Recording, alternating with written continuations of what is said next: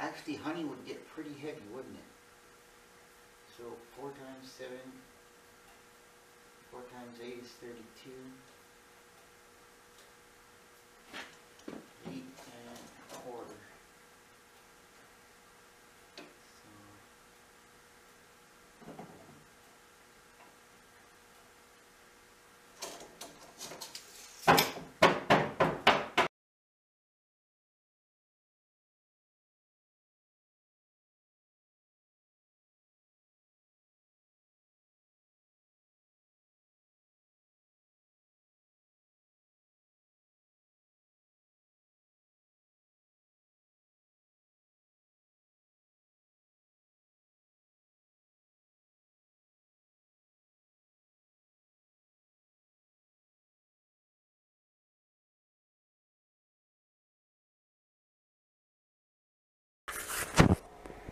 I got a few goodies for the hive. Those are the hinges. They were $2 and something a hinge. They're just the correct width. They're for doors, but they'll be plenty strong. They were the cheapest things there, and they're brass coated, so they shouldn't rust unless it gets dinged. These are to tie the rope to it. This is a nylon or a steel braided wire that I'm going to use to as a door stop. Know what I mean? Like, I only need some one side, but I may put 2, I'm not sure. And there was this there. They're candles to heat up food, like on plates and stuff. Like if you want to keep a piece of pizza warm or something. 32 of them. It could come in handy, like if you get stuck in a car somewhere in the middle of a storm, or start a fire where there's lots of you need a constant flame on it to get it going or something. I don't know, just piqued my curiosity.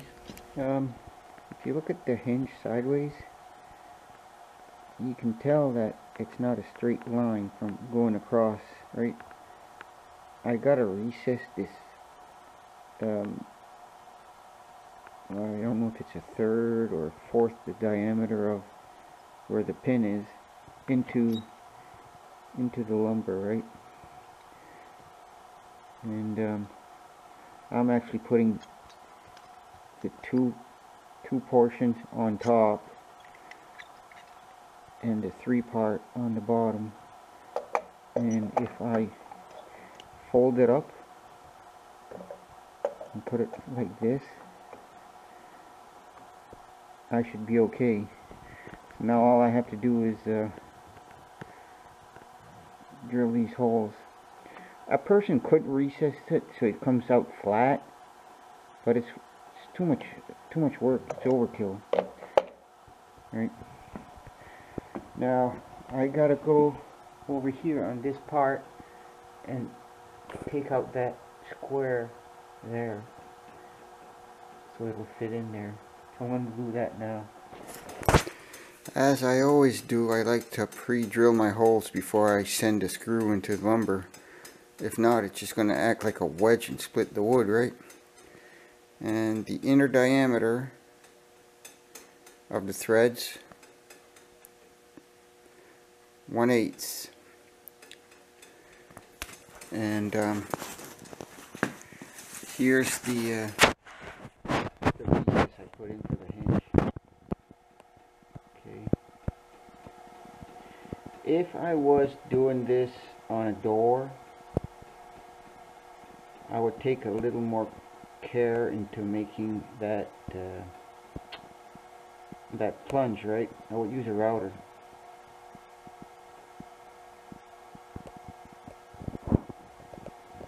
Okay, so I'm just gonna get myself a drill bit and set up the camera so we don't get caught.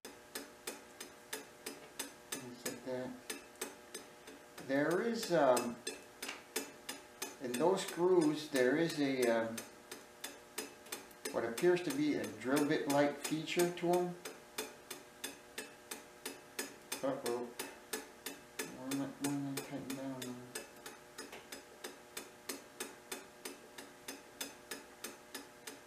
now? There is a feature on the screws. I don't know if you can see it. If you look closely,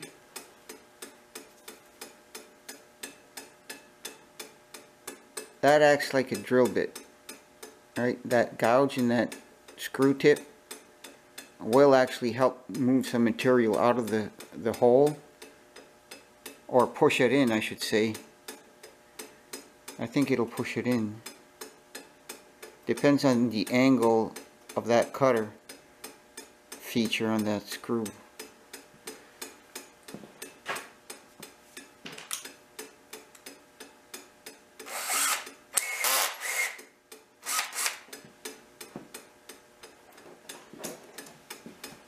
They're Phillips, so I'm guessing this stuff was made in the US, which is nothing wrong with that. It's just you can tell when something's made in Canada, it's a Robertson. They're both good products.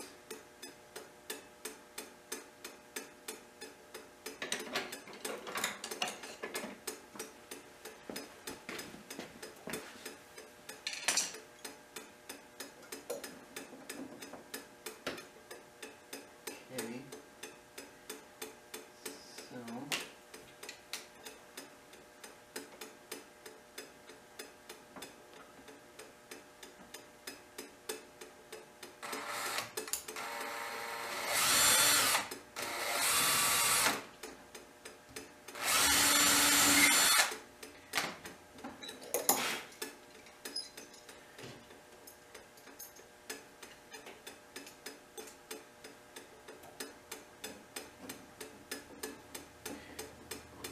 Any sawdust coming out, so I guess it's pushing it in.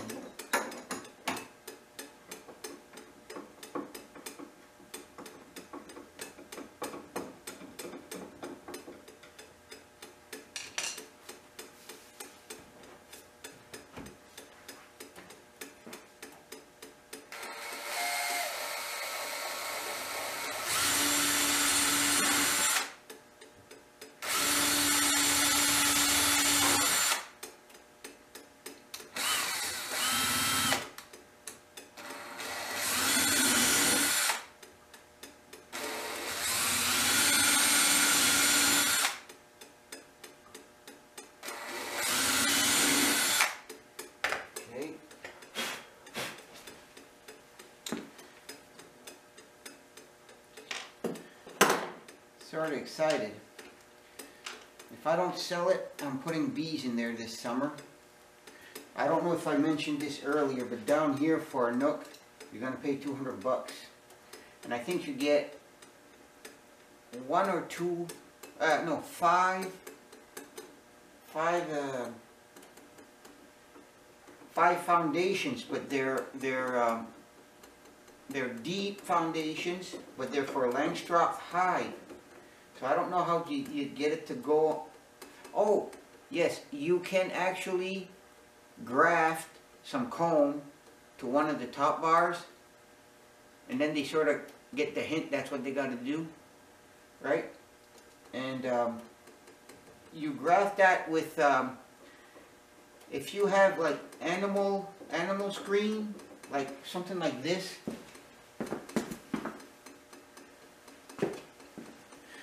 I don't know if you can see this. Right, this is wire screen, but you can get some stainless steel. And what you do is you fold it over the top bar. That was the top bar. You fold it over, and you bend some of the tips here into the comb to help keep it onto the comb. And if there's any repairs to do to the comb, the bees are going to do it right. If there's a weak spot, they're going to find it and they're going to fix it.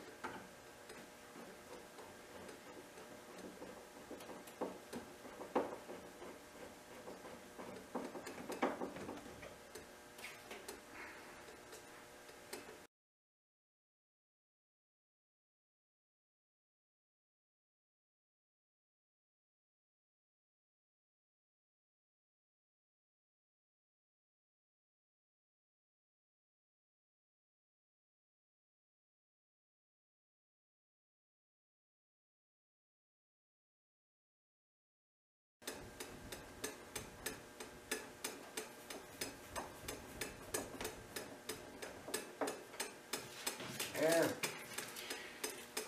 Now,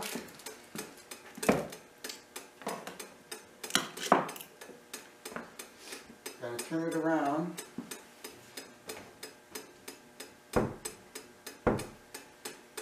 Try to turn it around.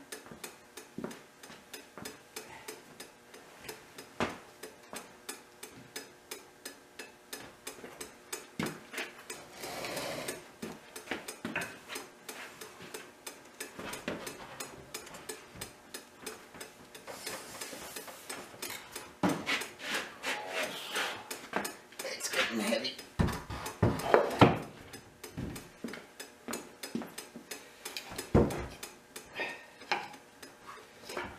Trying to keep it off the floor so it doesn't pick up moisture and warp on me.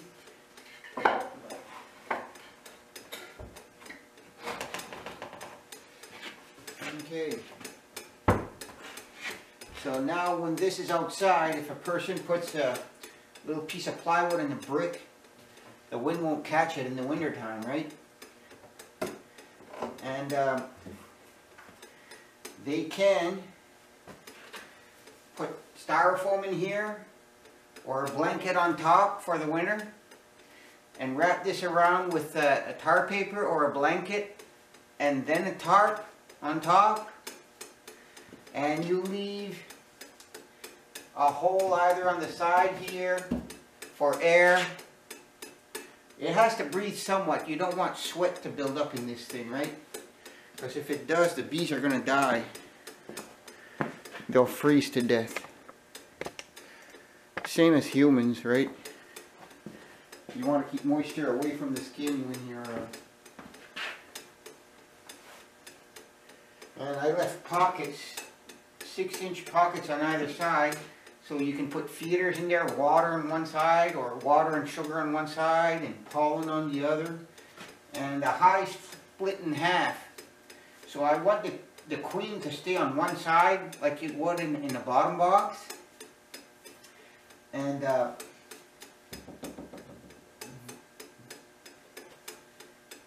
basically it should be a queen excluder.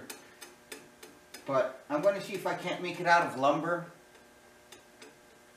Okay. And I think a queen excluder is like 4.5 millimeter by 8 millimeters. Full of little slots like that. And the queen can't slide through it.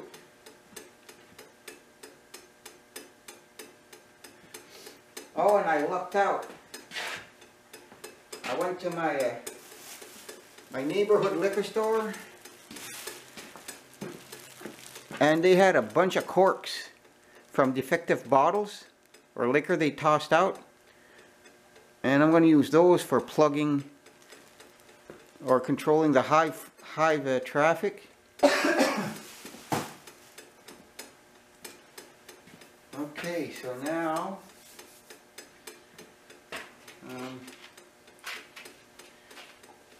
this is what I got.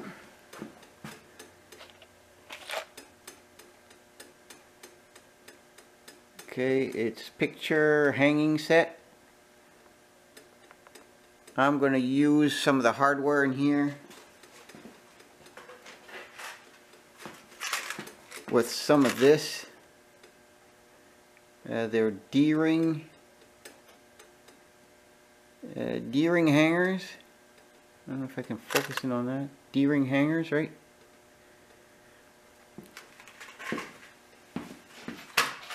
So I think I only have to hinge one side, but if I have enough, I'm going to hinge both. Or not hinge, but put a stopper on it.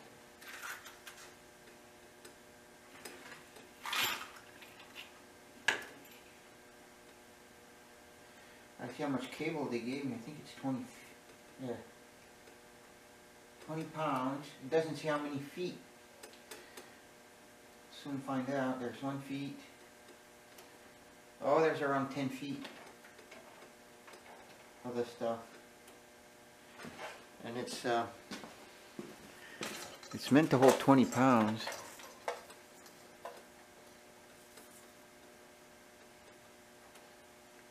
I don't know if I can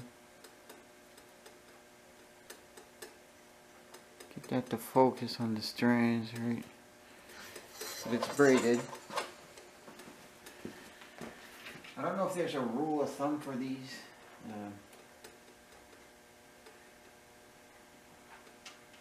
I'd like it to hang somewhat over so the wind doesn't knock it. I think I'm going to hang it just like it is there. So I'm going to come from here to here. I'm going to start by hanging it on one side. I'll use these.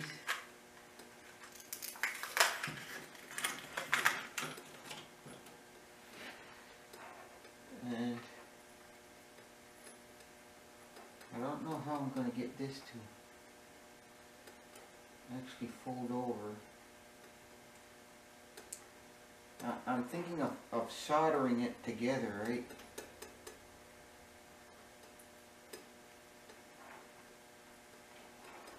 We'll just put a bolt hole here, high enough, so that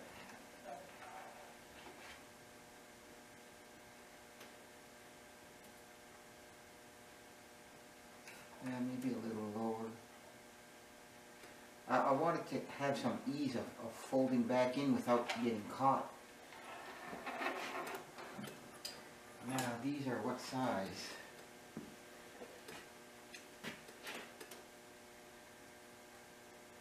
.332.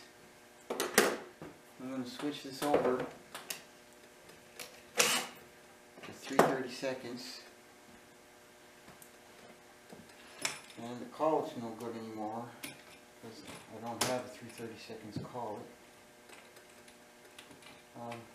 This may be 3/32. It was on. Yep. Yupper.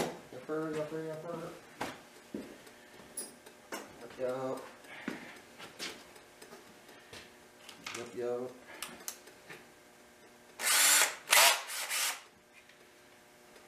Okay. So I have to go about that deep.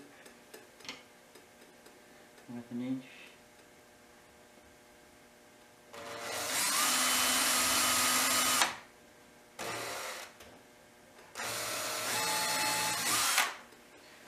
Okay. Put that on there.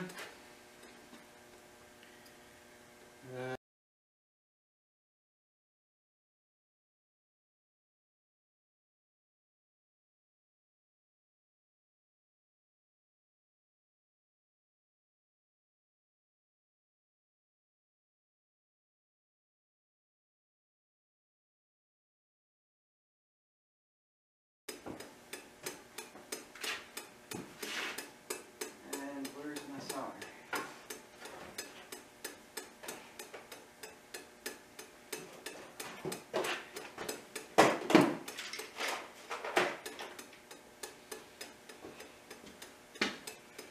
This little handy dandy torch here. It's a little like a lighter. Okay, just turn it on there, and see what I mean? And I'm going to use this wire here. These are refillable, right? It was 22 bucks. I bought that a while ago, and I'm sort of glad I did.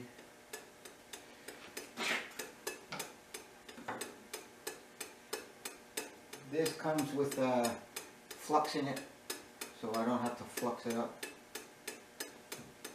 So just put that, a little bit of flame, heat it up.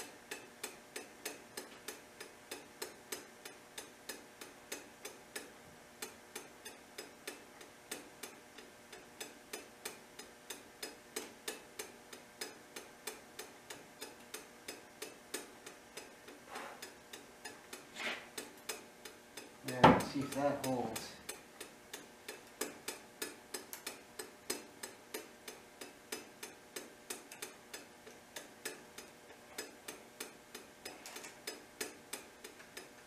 Yep. Good. I gotta poke some holes, and I'm going to be using these corks as a means to control the flow of the hive. Okay. So I have these, okay, they're self-feeding, and they will cut out a disc before they actually poke out, and they'll remove the material on that side. It will bring the material out as it digs in. Now these, I believe, are Forstner bits.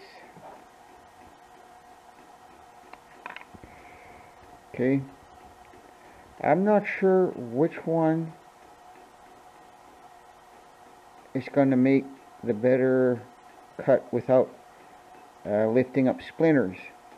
I might have to go and drill a small pilot hole and go one side with this and then the other. That way I don't get any, well, they call it blowout, I guess. And this one I'm going to try as well. And I have myself a piece of cedar here that I'm going to clamp to the table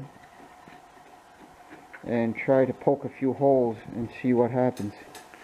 Alrighty, so first we'll try this self-feeding bit.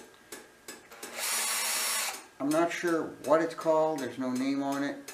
I've seen these before, like on handheld drills, or if you're doing electrical work and you want to go through a stud and you don't want to have to apply pressure, it's going to feed itself, right?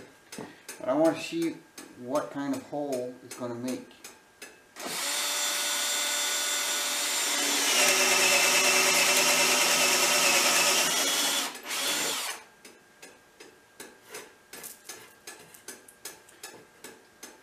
There's no blowout, and on the other side there's no blowout as well.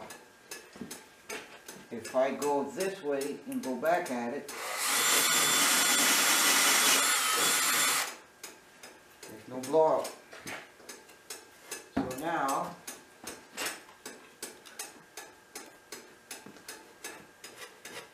let's try the cork. Probably put in this way.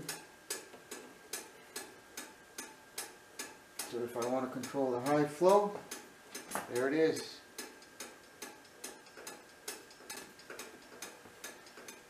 This bit, this bit has a hexagon finish, and these Forstner bits don't. This could either go in a collet or in a chuck. I don't know if it's meant to go in collet. Oh, and there's a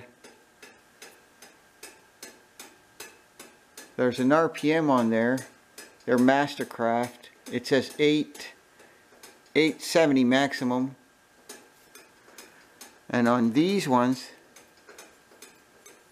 there's no RPM value. So I'm going to spin this as fast as I can.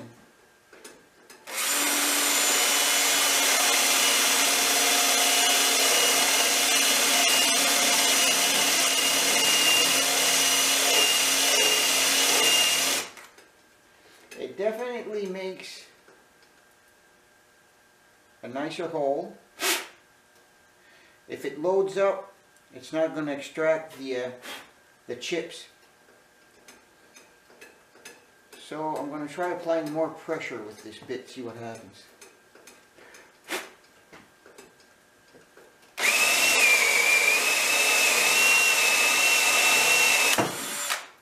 Way better. Nice clean. It's cleaner than the other hole. And inside as well. But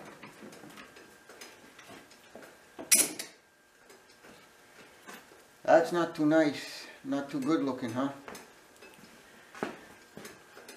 You have no choice to apply pressure, and you don't know when to stop applying pressure, and if you left that like that, that's not very nice. And this is the same stuff as the hive itself. So I guess the screw type drill wins as far as best for the job. This type of bit might work better like in hardwoods. If I was doing it in a drill press, I would put a piece underneath, clamp it down with the piece I want to actually put a hole through, and then send it on through. That way I just dig into this without shattering the other side of it. Ouch. Let's get on with this.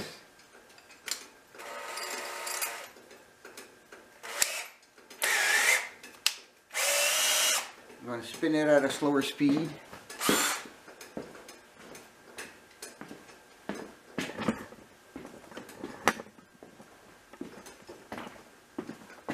And I gotta poke 3 holes on the back of this one, and they're if you flip the hive around, let's say you're out in the field and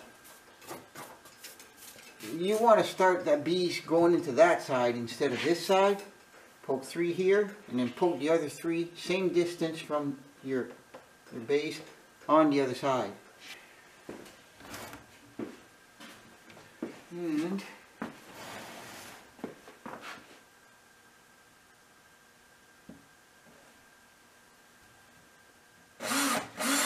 I'm poking them perpendicular to the board. I'm not going to try to put it level. That way water could get in. If it's leaning out like this, water's not going to get in.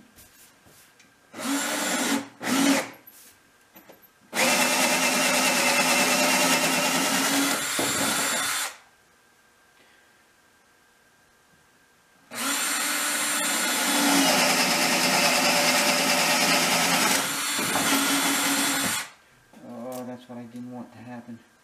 I'm going to glue that sliver.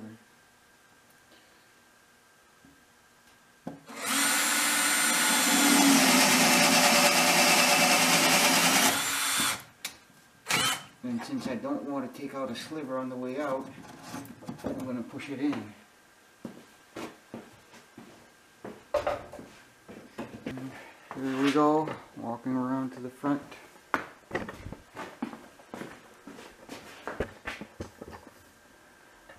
Bring you up a bit there.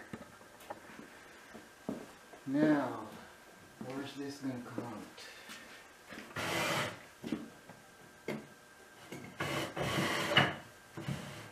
I want to leave a little bit of room because on the bottom I want to put, be able to put twigs and stuff like that, and a little bit of oh,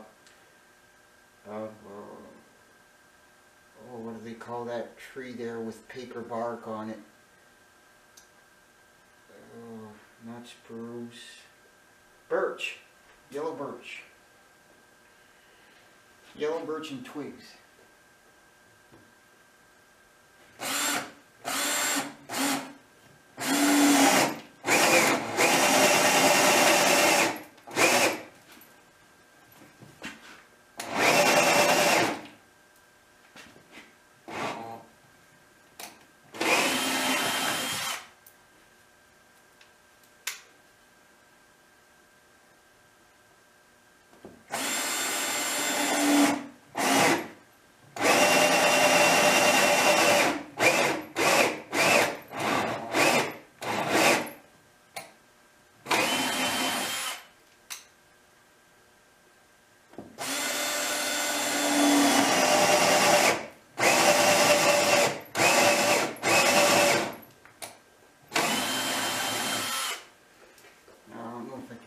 this side.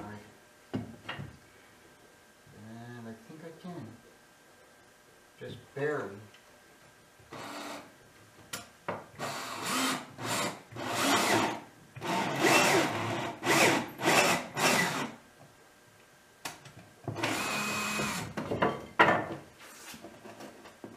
Alright, that looks good.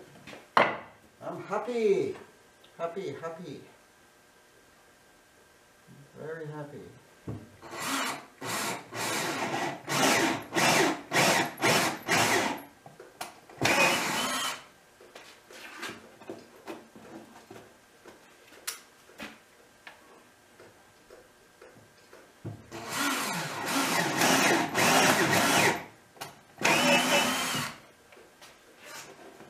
There we go. Aha.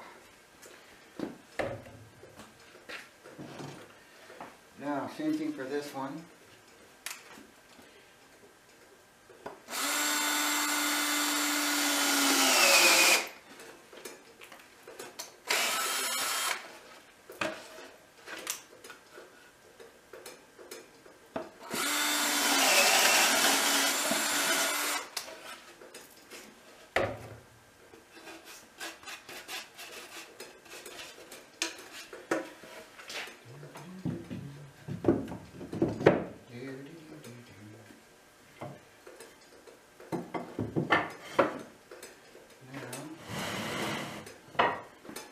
There's another one that requires a poke. Now you can always put more holes in your bores if you want to increase the flow in the hive. It all depends what kind of weather you live in.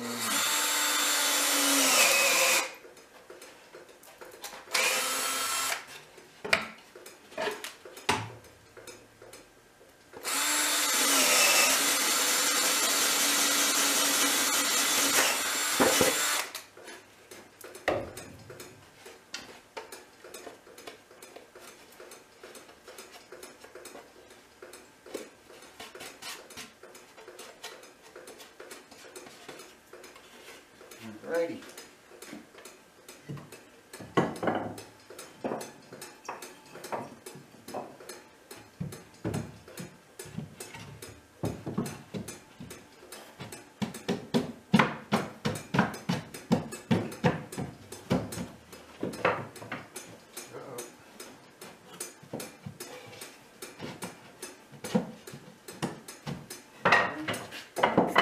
Well, this is the finished product, and if I open up these bow ties here, I can look in the hive without disturbing the bees. I could even plug the holes up so they don't get out while I'm taking a look inside the hive. And if I open up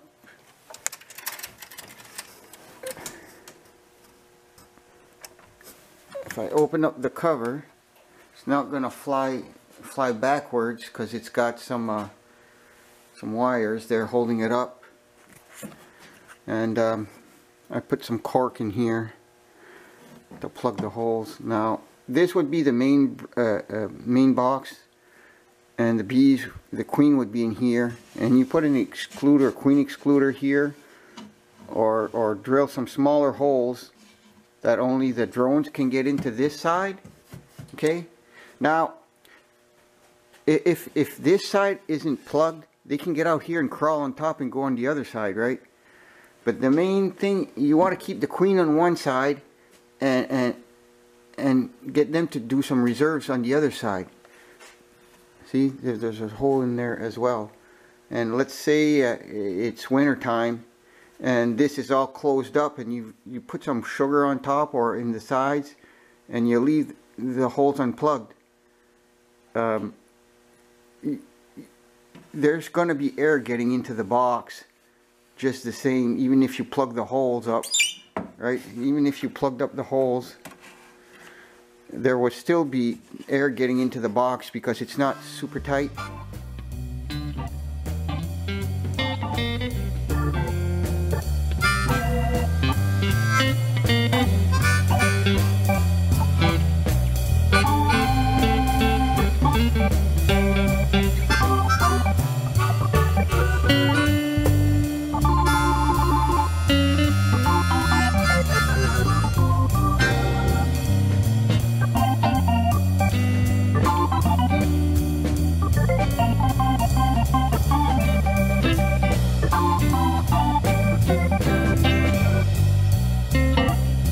bye.